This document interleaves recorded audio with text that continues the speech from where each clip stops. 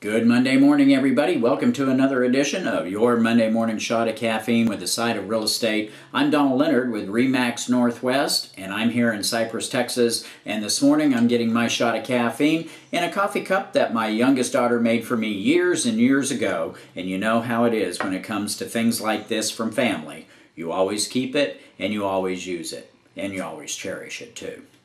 Now, if you remember last week, we talked a little bit about this whole concept of value, real estate values, how it's really in the eyes of the beholder. And of course, for your property and my property, one of the main beholders that we have to pay attention to is the taxing authority. Now, in most counties, an appraisal district exists that comes up with a single value. We call it an assessed value, and then the taxing authorities work off that assessed value. They use their tax rate, whatever that tax rate is, and that's how they come up with our property taxes. And of course, we know that there are certain exemptions that we can get that the state allows. Homestead exemption for one, that's probably the primary one, especially for those homeowners that owner-occupy their property. We have homestead exemption, but there's other exemptions out there as well. Now, if you've been paying attention to what's been going on in the state legislature, you know that there's been a number of bills introduced to talk about that assessed value and how much it's allowed to go up every year.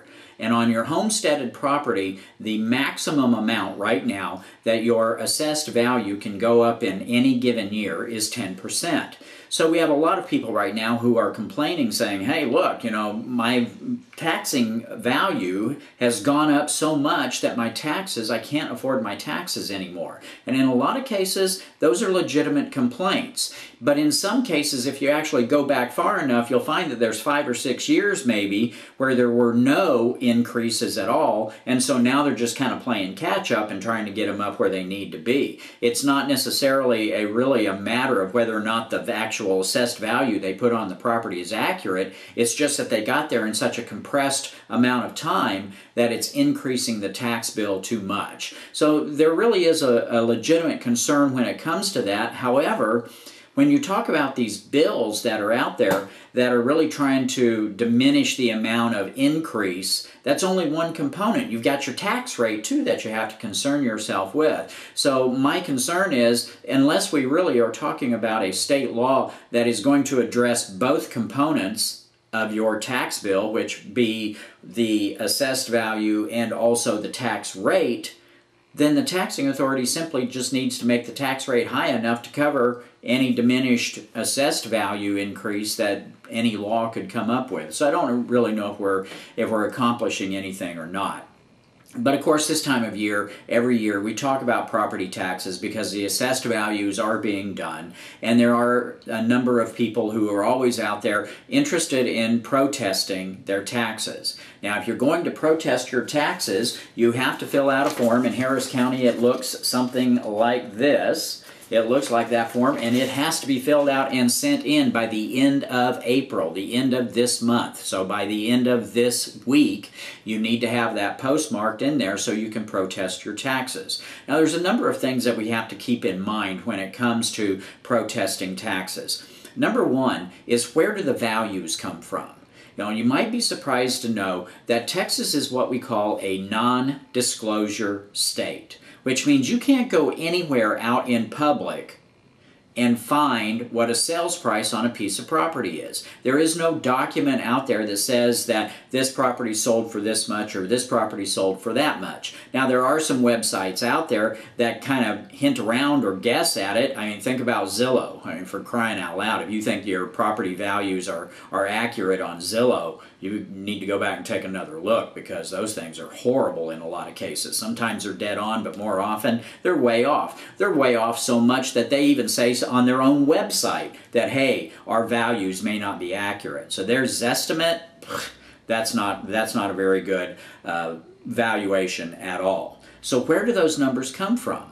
Well, we have them available to us in MLS because as members of the Association of Realtors, we agree to put our sales information on MLS for other real estate agents and appraisers, and yes, the taxing authority, the appraisal district, to have access to. But as far as members of the general public, there is just nothing out there that you can really find to get what an actual sales price was. Yeah, you can ask your neighbors, you can ask your sellers, you can ask the buyers in the neighborhood, but you know, you don't always get the true picture there. Everybody fancies themselves as being this great negotiator. So if you have a seller who sold their house for less than market value, it's unlikely they're going to admit that to you, because that could hurt a lot of people's values in the neighborhood.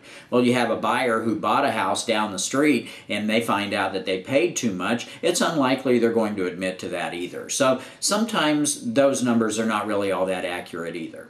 The best numbers for you to get either come from a real estate agent or an appraiser when it comes to wanting to protest your taxes. That's the first thing to remember. Second thing to remember is that the value that is placed on your property is as of January the 1st of that tax year. So for now, right now, we're talking about 2017. So they are saying that whatever assessed value they come up with on your property is as of January the 1st, 2017. So if you go to protest your taxes, remember that any sale that occurred this year should not be taken into account.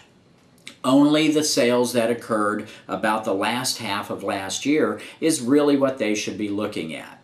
So if you are protesting your taxes and you need some values, you need some sales prices to work with, I invite you to give me a call. Donald Leonard at RE/MAX Northwest. I'd be happy to run comps for you and kind of give you an idea on how the whole process works. I have protested a number of taxes over the years, my own and other people's as well, and I'd be happy to assist you with that as well. So my number, 713-899-3938. My email address, donaldleonard@remax.net. And like I said, I'd be happy to help you. Even if it's helping you get your protest form together, let me know. You're going to have to let me know in a hurry because you only have until the end of this month. But if I can help you, please let me know and I'll be happy to do so. Until next week, enjoy your coffee, enjoy the rest of your week, and take care, y'all.